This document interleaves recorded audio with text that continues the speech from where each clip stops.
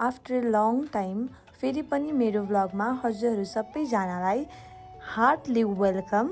आज चाहिँ हामी कहाँ जाँदैछौँ भनेर चाहिँ हजुरहरूलाई म देखाउँदैछु है त। आजको दिनमा चाहिँ हामीले नुवाकोट मजाले एक्सप्लोर गऱ्यौँ। कुन कुन ठाउँ एक्सप्लोर गऱ्यौँ, कहाँ गयौँ भनेर त तपाईँहरूलाई म देखाइहाल्छु। Okay, let's see. हामी चाहिँ टोखाझोरको बाटो हुँदै नुवाकोटतर्फ लाग्यौँ र बाटोमा हामीले चाहिँ एउटा झरना देख्यौँ अनि हामी सबैजना फोटो भिडियो खिच्नतिर लाग्यौँ। रोड कन्डिसनको कुरा गर्दा चाहिँ रोड एकदमै राम्रो थियो, सबै ठाउँमा पिस थियो र एकदमै पिस पनि थियो। धेरै गाडीहरू नचल्ने भएको कारणले गर्दा चाहिँ खाली खाली नै हुँदो रहेछ रोड चाहिँ। बिचो बाटोमा चाहिँ त्यस्तो बोर्डहरू अनि बजारहरू केही पनि थिएन होइन। अनि कहाँ पुग्यो भएको थियो। हामी चाहिँ गफ गर्दै जाँदा फाइनल्ली डिकोरे बजार पुग्यौँ। त्यहाँ चाहिँ सानो सानो बजारहरू रहेछ अनि मस्त खोला बगिरहेको थियो। अनि त्यसपछि त्यहाँबाट चाहिँ हामी सिधै लाग्यौँ नुवाकोट दरबारतर्फ।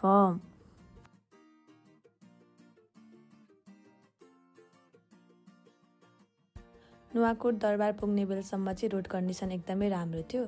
अनि त्यसपछि त्यहाँनिर चाहिँ अहिले अन्डर कन्स्ट्रक्सन भइरहेको कारणले गर्दा चाहिँ माथि गएर भ्यू पोइन्ट हेर्न पाउँदो रहेछ। अनि हामीले चाहिँ बाहिरबाट हेऱ्यौँ। अनि त्यसपछि के कन्स्ट्रक्सन भइरहेछ त्यो पनि हेऱ्यौँ ओऱ्यौँ। अनि हामी चाहिँ त्यहाँ नजिकै भएको मन्दिर गयौँ। मैले मन्दिरको नाम चाहिँ एक्ज्याक्ट बिर्सेँ होइन। त्यहाँनिर मन्दिरमा गएर पूजा गऱ्यौँ अनि हामी सिधै सिलट्याङ्कीतर्फ लाग्यौँ। सिलट्याङ्की पुगेर चाहिँ हामीले फोटो भिडियोहरू खिच्यौँ अनि एकछिन गफ गरेर बस्यौँ सबैजना, एकदमै धेरै इन्जोय गऱ्यौँ। अनि त्यसपछि त्यहाँबाट चाहिँ हामी फेरि हाम्रो फाइनल डेस्टिनीतिर लाग्यौँ। सिलट्याङ्की पछि चाहिँ मैले भिडियो बनाउन नै बिर्सेछु क्या। सातो बाटोसम्म चाहिँ रोड कन्डिसन एकदमै राम्रो छ होइन। सातो बाटो पछि चाहिँ एकदमै अफ रोड छ। भाल्से झरना पुग्ने बेलासम्म नै पुरै अफ रोड छ। हामी जाँदा चाहिँ पानी परेको थियो, बाटोहरू पनि एकदमै हिलो चिप्लिने त्यस्तो भइरहेको थियो। जस्तो बाटो भए पनि हामी चाहिँ एकदमै स्ट्रगलसँग हातमा ठेला उठाएर भए पनि हामी चाहिँ हाम्रो फाइनल डेस्टिनीसम्म पुग्यौँ।